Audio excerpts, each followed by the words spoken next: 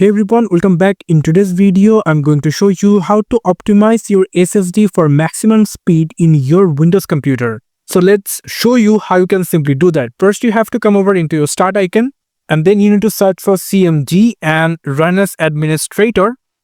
And then your CMD prompt is likely opened. And now follow my steps very carefully and do the step the way I said. Don't worry, if you don't understand the thing in command prompt, you just simply copy my steps and simply apply it. It will be fine for your computer. There is no need to be panicked. So first we're going to type here WinSat space disk space dash drive C. We're going to look for the C drive. That's why we give C drive, and then simply click enter, and there will be a running feature information.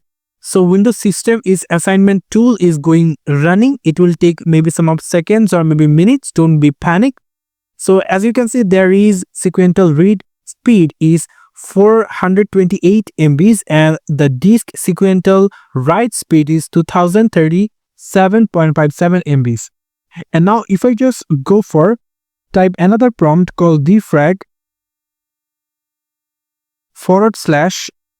question mark and click enter, you will going to get an option over here called optimize.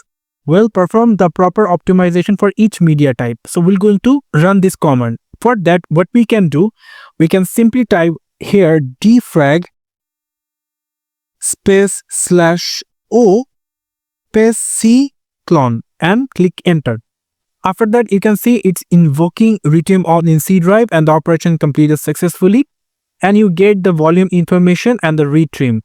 After that, we can simply run the command another time, like to show the different, like WinSat space disk space dash drive space C and click enter.